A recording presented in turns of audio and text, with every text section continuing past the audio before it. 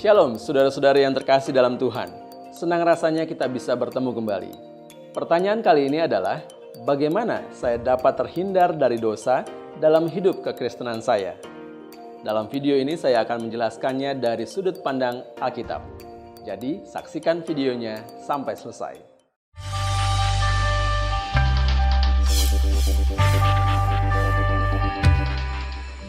Alkitab menyatakan bantuan-bantuan berikut ini bisa membantu Anda untuk terhindar dari dosa. Yang pertama, Roh Kudus.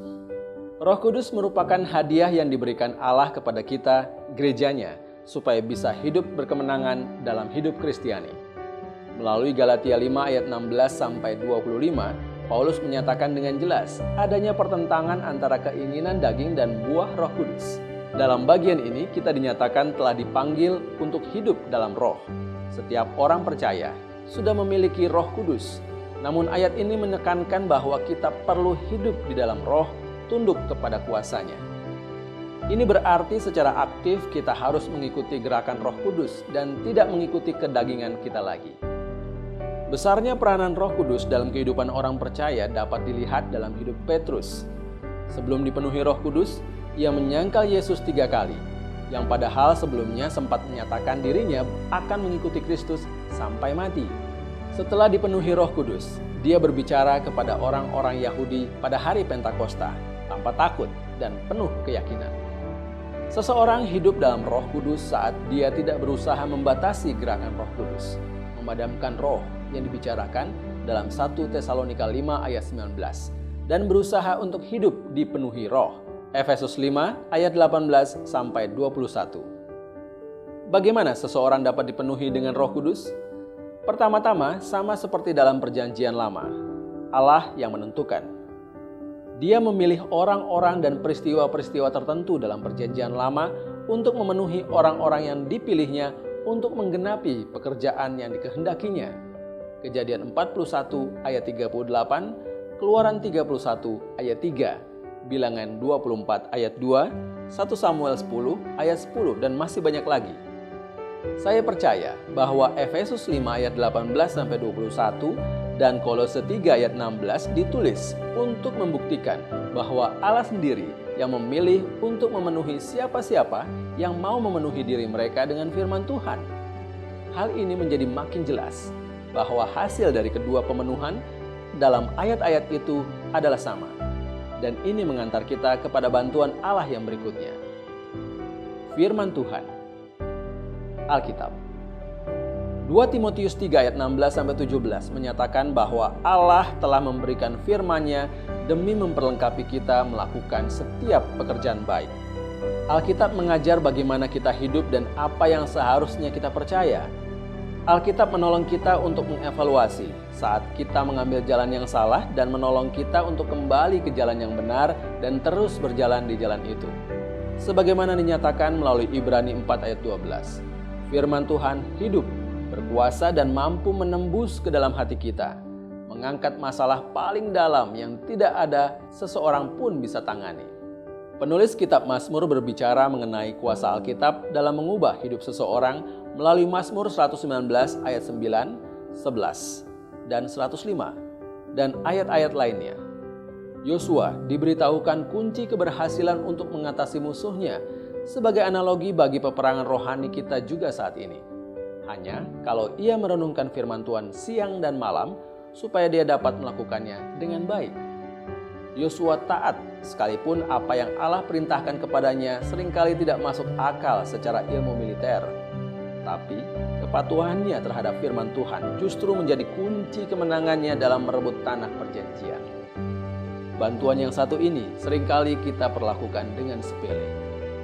Kita membawa Alkitab ke gereja, membaca renungan harian atau perikop tertentu dalam sehari, namun kita lalai menghafalnya, merenungkannya, menerapkannya dalam hidup kita, mengakui dosa yang ditunjukkannya dan bersyukur untuk karunia yang diberikan Allah kepada kita.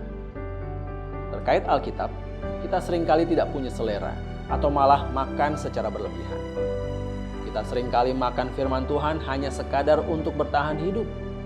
Kita menyantap firman Tuhan hanya ketika ke gereja tetapi tidak pernah makan secara cukup untuk membuat kita jadi orang Kristen yang sehat dan segar bugar. Atau kita sering sekali makan, tetapi tidak pernah merenungkannya secara memadai untuk mendapatkan nutrisi rohani daripadanya.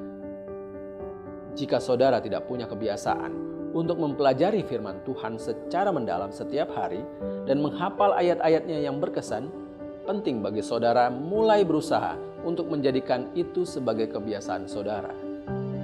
Saya juga menyarankan saudara memulai sebuah catatan harian, baik di komputer atau dalam sebuah buku. Jadikan kebiasaan untuk tidak menaruh Alkitab yang sedang saudara baca, sampai saudara sudah mencatat segala yang telah saudara pelajari darinya. Saya juga sering mencatat doa-doa, meminta Allah mengubah bagian-bagian hidup yang Allah tunjukkan kepada saya. Alkitab adalah alat yang Roh Kudus gunakan dalam hidup kita dan dalam hidup orang-orang lain. Efesus 6 ayat 17. Suatu bagian utama yang penting dari senjata rohani yang Allah berikan untuk kita pakai dalam peperangan rohani kita. Efesus 6 ayat 12 sampai 18. Bantuan lainnya adalah doa. Ini adalah bantuan penting yang Allah telah berikan kepada kita. Bantuan ini pun sering diresponi orang Kristen secara basa-basi saja, apalagi untuk melakukannya. Kita ada persekutuan doa, waktu berdoa, dan sebagainya. Namun, kita tidak menggunakannya sesuai contoh yang ditunjukkan gereja mula-mula.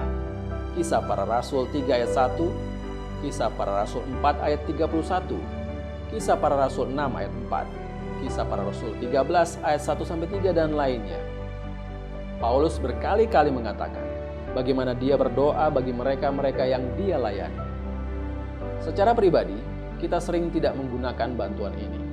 Padahal Allah telah memberikan janji-janji indah sehubungan dengan doa. Seperti tertulis dalam Matius 7 ayat 7-11, Lukas 18 ayat 1-8, Yohanes 6 ayat 23-27. Dan 1 Yohanes 5 ayat 14-15, dan masih banyak lagi lainnya. Paulus juga menyinggung soal doa dalam pembahasannya mengenai peperangan rohani. Efesus 6 ayat 18. Bagaimanakah pentingnya doa? Ketika saudara mempelajari soal Petrus, saudara mengingat apa yang dikatakan Yesus kepadanya di Taman Getsemani sebelum ia menyangkal Yesus. Ketika itu, saat Yesus berdoa, Petrus tidur. Yesus membangunkannya dan berkata, "Berjaga-jagalah dan berdoa, supaya kamu jangan jatuh ke dalam pencobaan. Roh memang penurut, tetapi daging lemah." Matius 26 ayat 41. Sama seperti Petrus, saudara ingin melakukan apa yang baik, tetapi tidak memiliki kekuatan. Kita perlu mengikuti nasihat Tuhan untuk mencari, mengetuk, dan meminta, dan Dia akan memberikan kita kekuatan yang kita perlukan. Matius 7 ayat 7. Tetapi kita tidak boleh sekadar berbasa-basi mengenai hal ini. Saya tidak bermaksud mengatakan doa memiliki kuasa magis ya. Bukan demikian. Allah adalah Allah yang luar biasa. Doa adalah pengakuan akan keterbatasan kita dan kuasa Tuhan yang tidak terbatas. Melalui doa, kita berpaling kepadanya untuk kuasa itu supaya kita dapat melakukan apa yang Dia ingin kita lakukan, bukan apa yang ingin kita lakukan. 1 Yohanes 5 ayat 14-15. Bantuan berikutnya adalah gereja. Lagi-lagi, kita sering mengabaikan bantuan yang ini. Ketika Yesus mengutus murid-muridnya, Dia mengirimkan mereka dalam kelompok yang terdiri dari 2 orang. Matius 10 ayat 1. Ketika kita membaca mengenai perjalanan-perjalanan misi di Kisah Para Rasul, mereka tidak pergi sendirian, tetapi dalam kelompok yang terdiri dari paling sedikit 2 orang. Yesus berkata, "Di mana ada 2 atau 3 orang berkumpul dalam namanya, Dia ada di tengah-tengah mereka." Matius 18 ayat 20. Paulus menyarankan kita jangan menjauhkan diri dari pertemuan-pertemuan ibadah, sebagaimana yang dilakukan oleh beberapa orang, tetapi menggunakan kesempatan itu untuk saling menasihati satu dengan yang lain dalam kasih dan pekerjaan baik. Ibrani 10 ayat 24-25. Yakobus mengajarkan kita untuk saling mengaku dosa satu dengan yang lain. Yakobus 5 ayat 16. Dalam kitab Amsal, dalam perjanjian lama, kita diberitahukan bahwa besi menajamkan besi, orang menajamkan sesamanya. Amsal 27 ayat 17. Atau dengan ungkapan, tali 3 lembar tak mudah diputuskan. Pengkhotbah 4 ayat 11-12. Ada orang-orang yang saya tahu yang bersekutu dengan saudara-saudari seiman melalui telepon atau bertatap muka langsung dan membagikan bagaimana hidup kekristenan mereka berlangsung, pergumulan mereka. Mereka saling mendoakan satu dengan yang lain dan saling bertanggung jawab menerapkan firman Tuhan dalam relasi mereka. Kadang perubahan terjadi dengan cepat, namun kadang-kadang dalam area tertentu perubahan terasa begitu lambat. Namun, Allah telah berjanji bahwa selama kita menggunakan bantuan-bantuan yang diberikannya, Dia akan mengubah hidup kita. Mari kita bertekun karena kita tahu bahwa Dia setia pada janji-janjinya. Apakah Anda diberkati oleh firman Tuhan yang disampaikan? Jika demikian, silahkan kunjungi website www.godquestion.org/Indonesia untuk mendapatkan lebih banyak lagi berkat pengajaran tentang iman Kristen. Jangan lupa untuk subscribe channel ini dan share agar banyak orang menerima kebenaran firman Tuhan. Jika Anda mempunyai pertanyaan, silahkan tuliskan di kolom komentar di bawah ini. Tuhan Yesus memberkati.